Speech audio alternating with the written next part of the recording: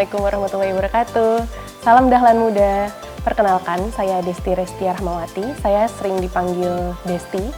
Saya merupakan alumni Universitas Ahmad Dahlan dari Fakultas Farmasi angkatan 2016. Nah, saat ini posisi saya adalah sebagai mahasiswa di Doktor Ilmu Farmasi Universitas Gadjah Mada dengan beasiswa PMDSU.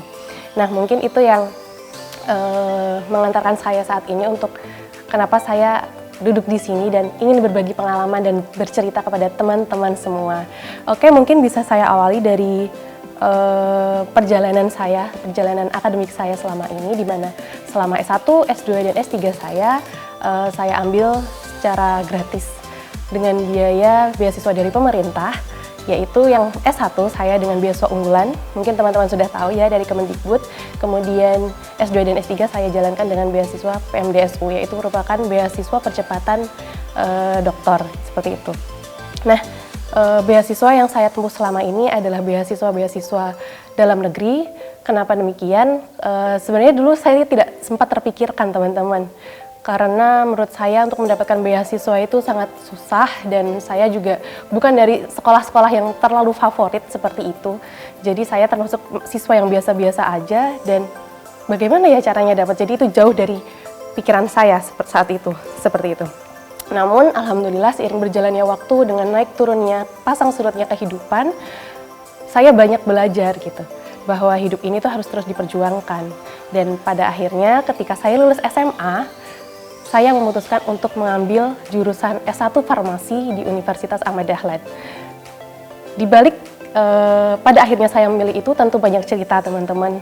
Di antaranya adalah kegagalan-kegagalan saya dalam memilih jurusan di perguruan tinggi negeri. Salah satunya yang memang biasanya kita ingin yang sekolah favorit, kemudian biaya lebih rendah, bisa membantu orang tua seperti itu ya. Tapi ya qadarullah saya belum memperolehnya, jadi ya saya memutuskan dengan ridho ibu saya dan bapak saya memilih di Fakultas Farmasi UAD, masuk di angkatan 2016. Dan saat ini, alhamdulillah, saya merasakan apa kiprahnya UAD pada hidup saya, seperti itu. Nah, saya lulus S1 dalam jangka waktu 3 tahun 6 bulan 7 hari, dan saat itu saya langsung melanjutkan profesi apoteker di Universitas Ahmad Dahlan juga di Fakultas Farmasi selama 1 tahun. Kemudian dalam menjalankan itu saya beriringan atau paralel mendaftar apply beasiswa PMDSU.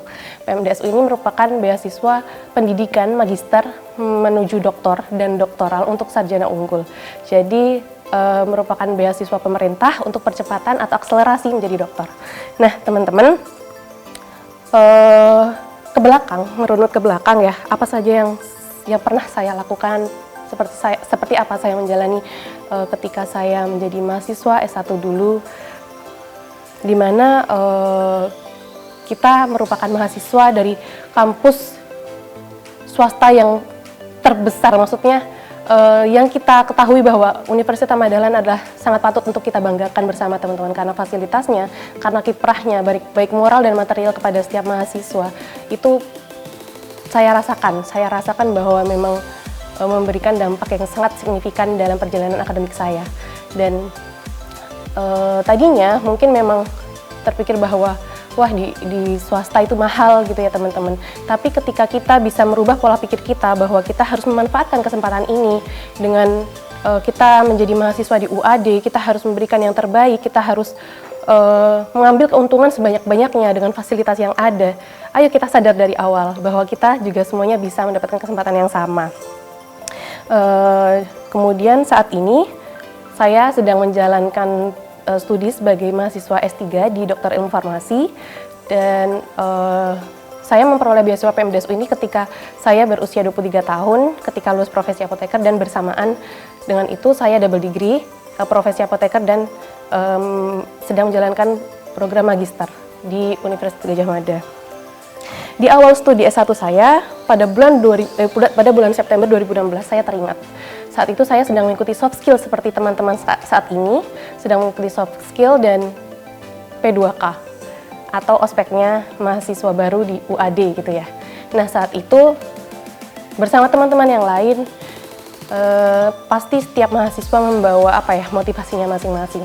Nah, di situ saya mulai merancang, mulai menyusun banyak hal dalam artian secara niat terbaik, kemudian cita-cita terbaik, mimpi, harapan, doa, serta upaya-upaya yang terbaik saya coba rancang di awal. Dan saya ingin menjadi seperti apa, meskipun saya belum tahu tujuan akhirnya apa, tapi saya ingin menapaki jalan yang terbaik yang sesuai dengan passion saya. Nah, saya yakin tiap teman-teman di setiap jurusan masing-masing pasti ada beberapa lini atau program yang jurusan spesifik di setiap bidangnya. Nah, teman-teman harus mungkin sambil berjalan juga sambil menjalankan studi, di mana ya passion saya dalam jurusan saya yang sudah saya ambil ini, di fakultas saya ini. Pada bagian yang mana ya, misalnya, di jurusan, misalnya saya di Fakultas Farmasi, ada di bagian teknologi, sains bahan alam, kemudian ada yang di bagian klinis, ada di bagian komunitas, misal seperti itu. Nah, saya ini lebih condong ke sosial, ke arah sains atau dunia perlaboratoriuman atau seperti apa. Nah, itu mulai kita tentukan dari awal seperti itu, sehingga akan inline gitu dari awal sampai pada tujuan kita, nanti akan mengarahkan kita pada mimpi kita seperti itu. Selama studi S1 saya tentu tidak mudah teman-teman, apalagi di awal-awal. Ketika semester 1 saya benar-benar merasa sangat drop karena saat itu saya benar-benar kecewa, intinya seperti itu teman-teman, karena sudah mempersiapkan dengan sedemikian rupa sehingga pada akhirnya saya tidak berhasil seperti itu, meskipun saya waktu itu juga diterima di jurusan biologi, di Fakultas Biologi di UGM juga. Cuma saya merasa harus mengambil bidang apa yang sudah orang tua dulu harapkan, seperti di bidang kesehatan seperti itu, sehingga saya harus ngambil di Fakultas Farmasi UAD.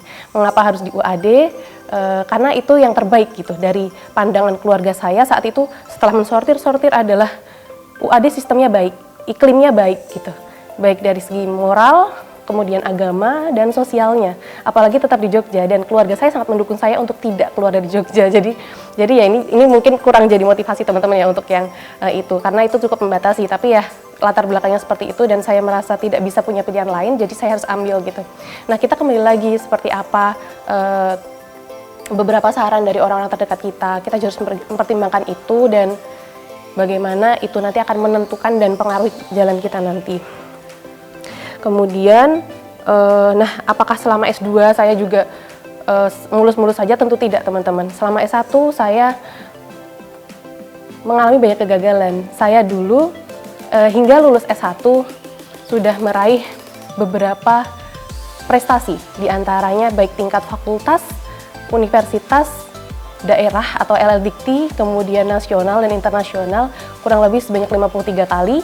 Dan dari 53 kali itu di belakangnya ada banyak sekali kegagalan, diantaranya mungkin udah sekitar 70 atau 80 perlombaan yang saya ikuti dan itu gagal. Jadi saya cukup percaya, dan saya percaya, meyakini bahwa memang kita harus menghabiskan jatah gagal kita di awal, karena jatah di awal gagal itu akan memberikan banyak sekali pelajaran dan untuk kita evaluasi, untuk kita perbaiki, sehingga kita akan tahu jalan yang benar itu seperti apa untuk menuju ke keberhasilan. Dan mungkin selama S1 juga saya terus bersemangat untuk tidak membatasi circle saya. Saya tidak sebatas pada teman kelas atau saya sebatas sama fakultas saya, tapi saya juga ingin punya teman di fakultas lain, dari tidak hanya dalam yang ilmu sains, bahkan dari yang jurusan psikologi, dari jurusan ekonomi, saya banyak kenal gitu teman-teman, dan itu menjadi motivasi saya untuk supaya kita sama-sama ketemu nanti di tingkat univ. Dan pada akhirnya saya juga mengikuti seleksi Pilmapres.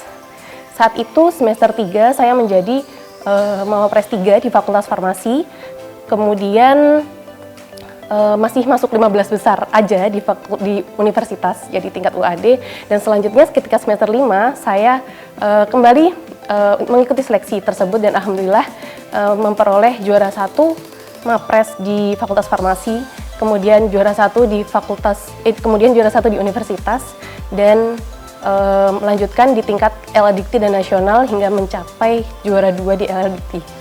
Seperti itu. Dan semua itu memberikan saya bekal karena UAD selalu mendukung penuh secara moral dan material pada studi saya, kemudian berikan insight dan motivasi selalu untuk tidak terbatas pada prestasi-prestasi yang umumnya apa yang pernah kita lihat, tapi kalau bisa kita tuh keluar dari tempurung kita, seperti apa sih dunia luar gitu, biar kita bisa membawa nama UAD juga gitu. Terus kita tidak dipandang sebelah mata gitu teman-teman, karena motivasi saya juga untuk meraih beasiswa PMDSU dan BU adalah mungkin tidak lebih dari 10% mahasiswa dari kampus swasta yang menerima beasiswa pemerintah itu. Apalagi itu adalah beasiswa yang mungkin seleksinya by personal. Jadi ya kita harus mempersiapkan itu jauh-jauh hari, dan yakinlah bahwa persiapan itu perlu waktu. Semuanya perlu proses. Jadi kita hargai setiap proses kita hargai setiap kegagalan kita. Dan hingga saat ini pun saya masih struggle. Jadi titik ini bukanlah tujuan saya, belum menjadi tujuan saya. Semuanya masih dalam perjuangan, karena tujuan kita adalah tentu ke kehidupan akhirat yang terbaik, seperti itu. Mungkin beberapa kata-kata yang hingga saat ini masih menjadi pegangan saya. Yang pertama adalah hidup ini merupakan pilihan dan risiko. Jadi setiap pilihan apapun akan ada risikonya. Ketika pilihannya santai, ya kita risikonya cukup kecil.